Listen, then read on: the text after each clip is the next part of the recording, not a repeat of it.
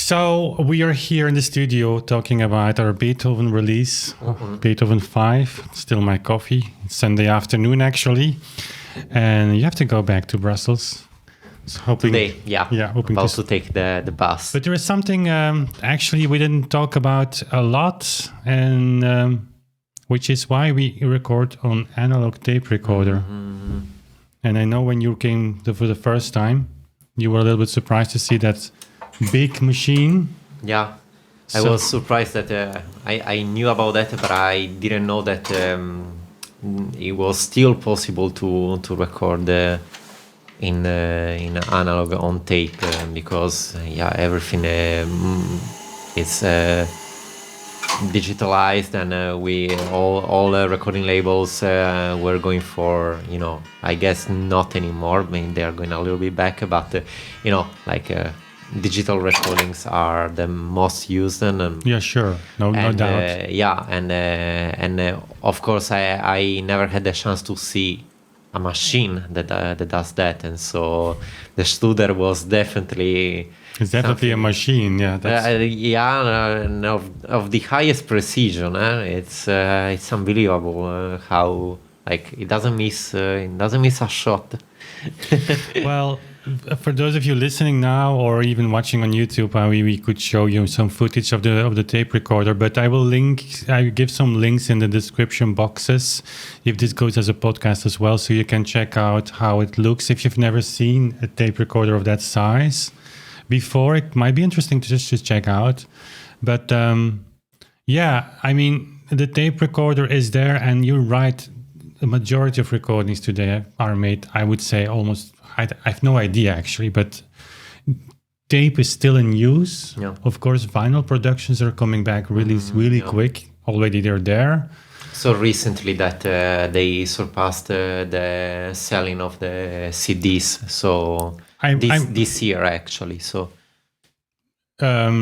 I'm not sure to see the numbers about the numbers, but it's definitely that CDs are in a decline. Mm-hmm. Certainly, and if you go to pop music or rock music or I think even jazz music, but you should check the numbers. But it goes as change every day or every year. But vinyl discs definitely are in a surge there, and especially with young people also. For them, it's like something new, eh? Mm-hmm. They say CDs for old people. It's because I guess it's not a generation used to have to have the physical copy of the music. We're just used. I mean, I grew up with the MP3. And I said, it's the future, and today you have everything here, so those are surpassed as well. Well, and, not completely, because what you listen on your phone is most likely to be an MP3. No, but I'm talking about the device. Like you had only the device, the players. Oh yeah. So and you're already that old. I thought you were still very young. I'm a little bit old. You're dating yourself, huh? I am, and so. And so I guess even I'm not used to have like the physical copy. Yeah. Although I mean at home my father has a lot of vinyls and CDs, so I'm used to that. But I'm not used to he still has his turntable. Yeah. Okay. Yeah, but I'm not used to just like I want to listen to this today, and I'm going to take this from my library. I have the copy, and I collect. It's a different approach. Doesn't belong to what I've always done in my life, Yeah, no, definitely. I can totally see that. And you're also still, maybe you're settling now more or less in Belgium, or I mean, you even don't know for sure, but let's assume that's the case. And so there will be a moment where you have your own place, where you stay for a few years. And of course, that's the moment where people... You're still on the move so much that this is so easy for you. This apartment is so empty. Let's fill it up with something. For instance. But you have two aspects. You have the listening aspect to analog, and you have the recording aspect. And if we focus in a little bit on the reasons why we record on analog tape, it's a pretty long history for me. which goes back to the first clavichord recordings I made, were actually studio recordings. Good friend of mine, he was director of a pretty large music organization, doing a lot of things around classical music, and also having, two beautiful rooms, 18th century rooms where the clavichord, there are still, if you go on the channel, you go to the Beethoven Pathétique recording, I uploaded one of the first uploads. That's made in one of those rooms. Yeah. But I made also 2 CDs in another room, which is unbelievable if you play there. So there's all the equipment. And I made those CDs and was kind of happy. They were never released it was just the beginning period of the recording. There was something that I just didn't like. Yeah. And there was something that you listen to a recording, I don't know if you know the feeling, and there is something not on the recording that was there during the playing. Yeah, yeah. And in my case, there was especially articulation and certainly trills that I played. There was a Bach recording of were pieces of Bach in the recording. And I know that I articulated those trills, so they have a little bit of air between the notes. Yeah. And on CD, on the result, was like they were stick together. Like there was nothing there anymore that I could perceive. And I worked on my trills. Can you imagine? Practice them because I wanted to make them better and better, and I didn't succeed. Mm-hmm. And then I was talking one day to Joris Potvliegen about this, the builder of the clavichord and of the fortepiano, and maybe not all people know that he's very into this audiophile thing and also recording and equipment, and he builds even unbelievable loudspeakers. I mean, the sound is for him not ending in the world of building instruments, but also go beyond that. So he was a perfect source of perfect partner for me to speak about this. And he said, yeah, you should try a tape recorder. I said, yeah, come on. I just bought the benchmark, 2 benchmarks, like AD converter and DA converter, like this top of the top, recorded everything in high resolution. He said, yeah, but my father still owns, was kind of the Revox tape recorder. I mean, it was not as big machine as we have now, but was a very popular one. I think from memory, it's like the PR99 or something like that. Of course, it was out of use for 15 or 20 years, and it's not very good for these machines to be out of use so long. But anyways, I brought it, or I got it and connected to my preamp and recorded. And now I would hear like the machine was not in top condition, but I played the result, and for me was like a shock. Yeah, my trills were okay. Yeah. It felt like that those little air gaps, it was for me the decisive thing. Like it felt like, sitting in a car with a lot of power, the engine, and you don't need the power. But if you needed it, give a little bit more. And suddenly the digital recording sounded for me like I'm always on the edge. There was a lot of tension in that recording, which is basically not possible to notice because the calculation of the machine goes so fast that physically you cannot even know it's there, but I could feel it. Yeah. And what happens then was I did a blind test with a selection of people, like of course Anja, and she had, and Sophie was very young. My uncle, who's absolutely not musical. I mean, ordinary people, I would say. Mm-hmm.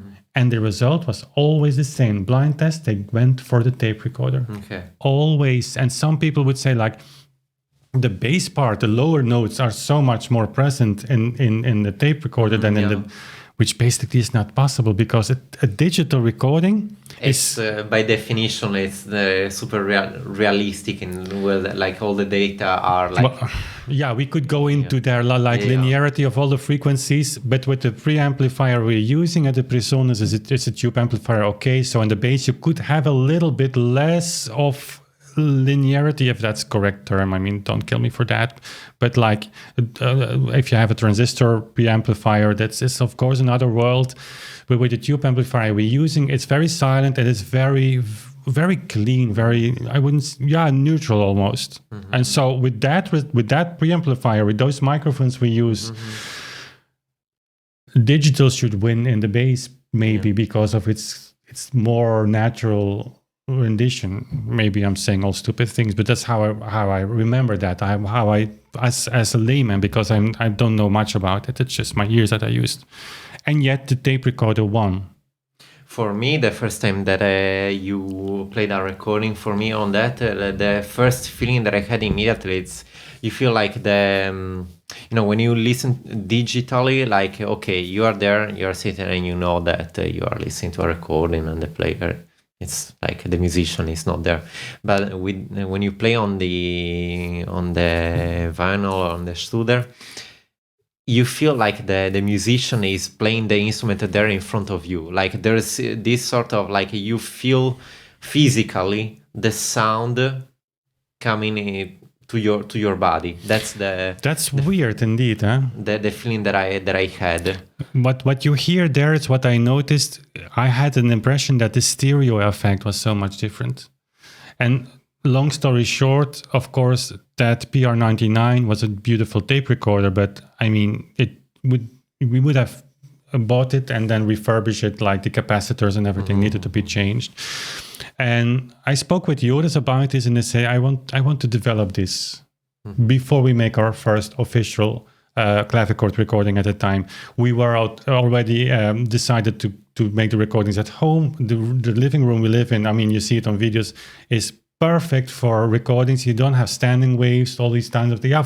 When we recorded the trio, but that's another thing, like with clarinet and with cello, there was a lot of sound pressure in. I mean, the room is like 60 or 70 square meters and high ceilings, but still then we had to modify certain things, like adding some carpets and blankets to avoid certain frequencies that were very, very, very loud.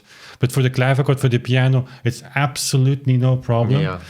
And so the decision was already made, but I said, I want to have a state-of-the-art tape recorder, but because I learned that those machines need to be, and after 20 years, had to be okay. And then we came into Switzerland with Andreas Kuhn, who's unfortunately, it's not out of business, but it's very hard to work with, because he's only he withdraw from the market, and he's only doing some very niche stuff like the very old tape recorders.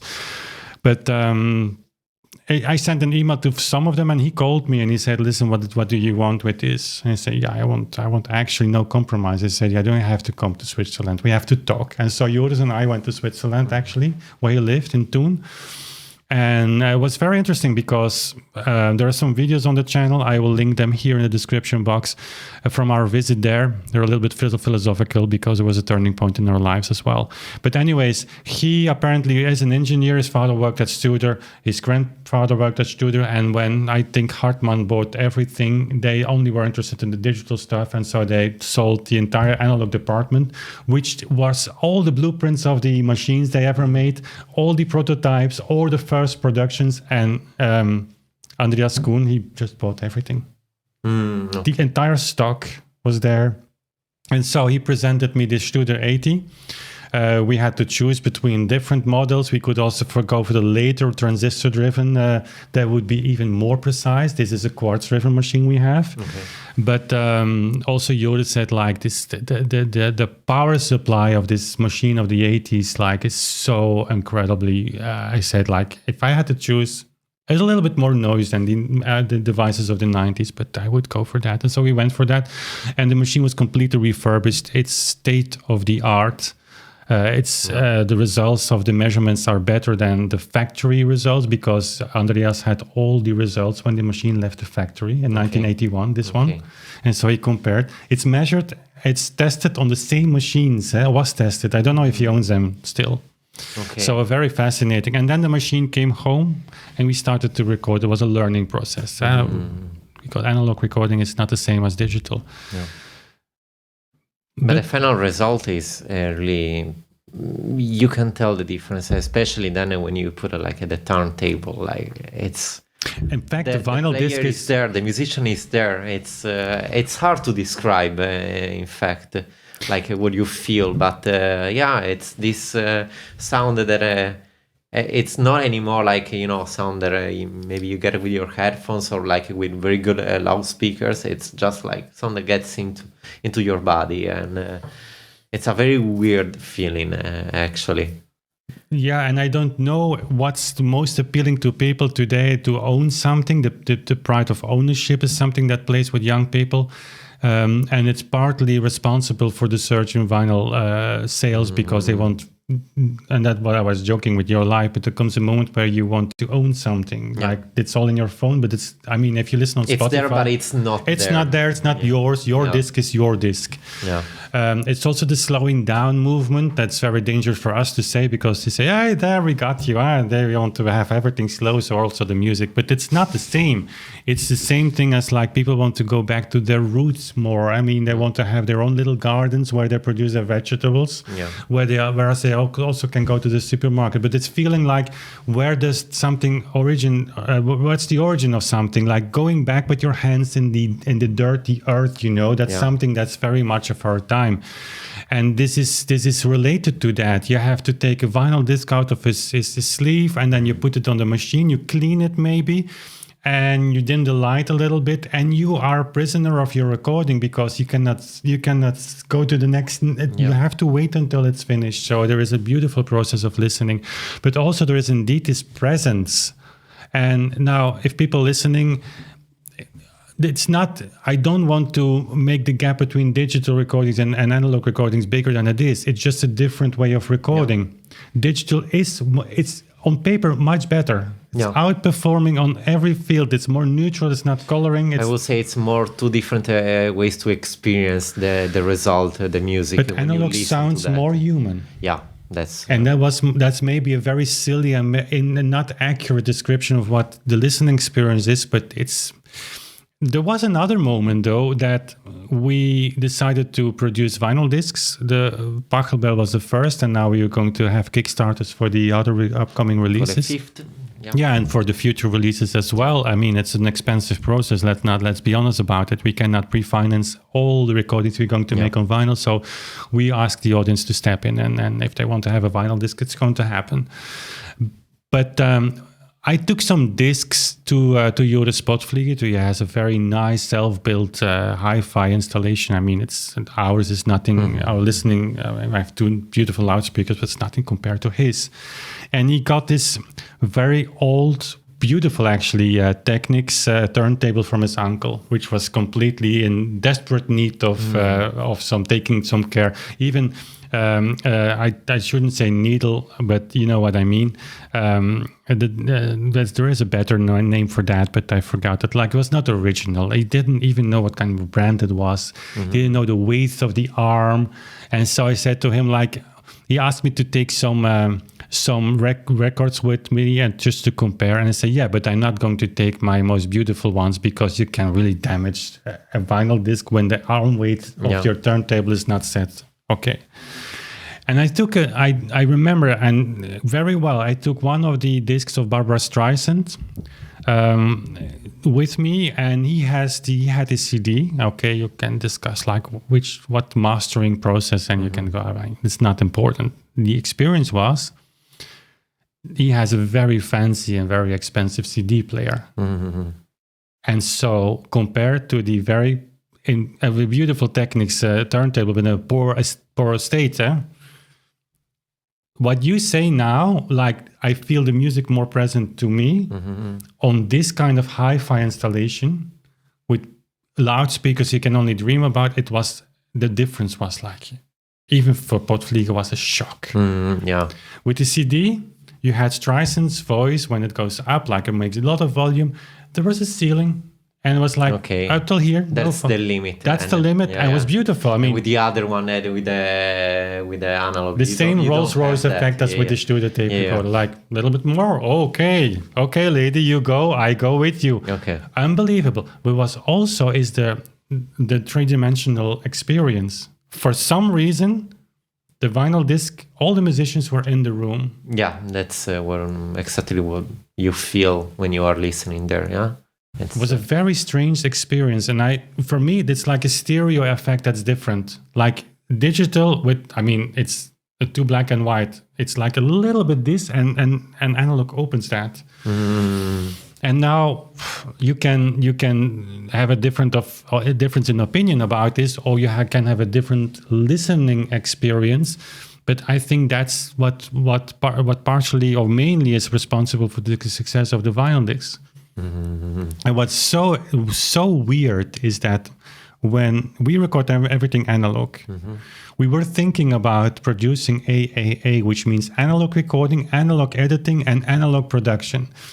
And then Andreas Kuhn said to me, "You cannot change the world." Yeah. Even he, as an analog junkie, said, like, you have to be realistic, because that means you will be in need of a second Studer A80, the same quality as yours.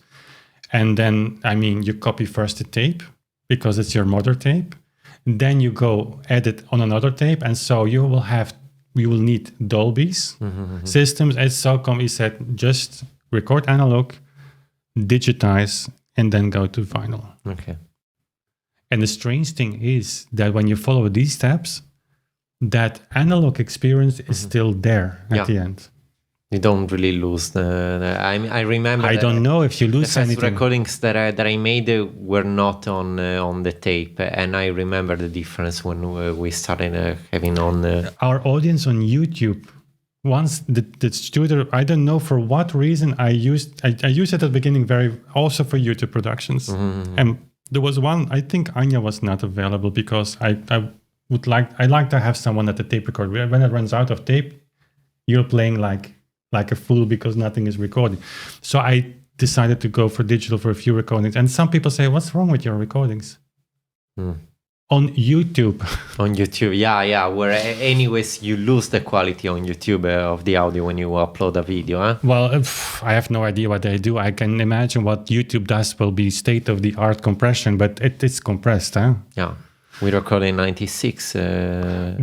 So our process is we record now on tape. It's been digitized to the benchmarks in high resolution directly on the computer, which means if we go with video production, we don't have problems with synchronization. No. When we later record from the tape recorder, which sometimes I did in the beginning actually, you have slight differences it's actually unbelievable. They are minors. Like it's extremely precise. I've seen that myself with some videos that I edited, but it's very minor. We are talking about not even like maybe a tenth of a second every 5 minutes or something like that. Is extremely precise. It's very precise, but then for video you need to correct that, and it's a little bit of work. So directly digitizing is the best we can do. And so that's our process. And I really hope that we can build this analog brand a little bit. Temporary construction, what we do is, of course, and the clavichord, and it's, of course, the main focus. But I've always wanted to push a little bit for this analog thing to happen. And we're just a small player in that field, I know, but I'm a very enthusiastic player. And, what made my life what the Studer tape recorder changed so much in my life as a recording artist, I would say. I mean, how many recordings did we make for YouTube? I think way over 400. Something like that, yeah. But when the computer, recently I recorded the practicing session at the clavichord. For one reason, I should have rebooted my computer. They're all digits, like cracks and things. Yeah, those glitches. We had that with the Fifth Symphony. First recording of the Fifth Symphony. It was a complete disaster. The last movement. Hours and hours of audio editing. I don't know how many corrections I should open the project again, but it was a nightmare. And now you press play and recording, and when the tape is running, and when you will have even someone listening, what he or she is listening then is the recorded result already. So it feels so relaxed recording with the tape recorder, because basically nothing can go wrong. Yeah. Also, in terms of distortion, we work with a tube amplifier which can handle like distortion in a better way. It's coloring the sound. Definitely, it's adding some noise. When you would hear our recordings through headphones, you will hear the background noise. But it's actually not a lot. That's true as well. We could get rid of that if we want, but we don't want that. And it's very, very, very mild. And the tape recorder is state of the art. That's also important. When people want to record on tape, you have to buy a very decent tape recorder and have it restored. And calibrated. It's so important. And ours is very good. I know because recently we had a minor issue, that the play button didn't work. I remember when we went to a place in the Netherlands. At the end, it was just pushing a little bit. One of the prints, like circuitry boards, was like a little bit and it was okay again. But we took it to a guy in the Netherlands and he measured everything. And he said to me, I've never seen a tape recorder that silent and that well regulated. Yeah, and that was of course, we went to Switzerland, and you can say a lot of things about the Swiss, but they're precise in the things they're doing. They know how to do their job. So yeah, that's the long story and or a short story, because we can expand on this forever. What the reason is why we record analog, and maybe also in terms of branding, marketing, it's a smart move. I don't know. It's not an easy thing because it's much easier to record digital and just upload it to Spotify and don't mind anymore for CDs. We are in this weird market where we still have to produce CDs. I mean, do you have a CD player? I do. You have? I was waiting for, no, of course not. Never had one. It was a gift, actually. Okay, but many young people don't. When I lived still in the States, it was a gift, and I brought it back with me on the trip back when I moved back to Europe. You never know what will happen with CD players. Maybe they come back as well. But right now I see that more and more people don't have a CD player anymore. Even people of, let's say, my age, and also people in the classical music world, less and less. But of course, many of those have invested in an expensive CD player and they have a collection and they don't want to get rid of it. So CDs we will have to produce. It's a beautiful CD player, by the way. I'm waiting. It's still in Berlin, but I'm waiting to bring it. What's the brand? I actually don't remember. It just looks beautiful. I loved it. It's like it was one of the best gifts I have ever received. So and really thankful to that person. Yeah. And also to close this, I mean, this is not about I'm in favor of analog and against digital. No, today they go hand in hand. But I do think that from the labels, we are very, very, very, very small label that produce analog, that we are, and I have to be careful what I'm saying now, but I think that I'm right to say that we are one of the few that also record analog. Most vinyl today is from a digital. For sure, it's not the majority. I mean, and our vinyl disc is also made from a digital file. Yeah. I told you, but the origin is a tape recorder. It comes from a tape recorder. Yeah. And I'm proud of that, but I'm also happy with the machine. I'm always smiling when I look past by it. It's such a beautiful machine. Yeah. It's craftsmanship. It's unbelievable. Highest level. And I hope we have for years that machine to use. I mean, one day it will be out of business. I don't know how long these machines last, but I guess it will survive, surpass our lives, both me and yours. We treat her well. Yeah.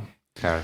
I don't know why her, but is it a woman or a? It's pretty heavy and it's like built like a tank, eh?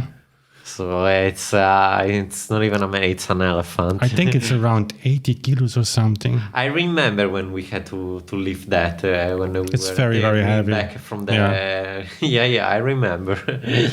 So also the Beethoven Fifth Symphony, a fourth version has been recorded with the tape recorder, and so depending on the time where we launched this podcast / YouTube video, I mean, we might have be in the middle of the Kickstarter still. Or that might have been over, but no worries. If we succeed in this Kickstarter, the CD of vinyl will have been produced. And if we didn't, we're just building our audience for these releases. And one day will come that we have enough people to just support every release. Also to be released physically, because that's why we talk. Digitally, of course, it will be released anyways. Available. So Thank you for listening, watching, and if you have any questions, recording analog, you can also always leave them in the comment boxes. I have no idea actually how it works on podcasts, because we're recording podcasts without me knowing how actually a podcast release works. We'll find out. We'll find that out, and I'm sure there is something there for you to leave a question or a remark. And for now, thanks for listening, watching, and see you soon again. Bye.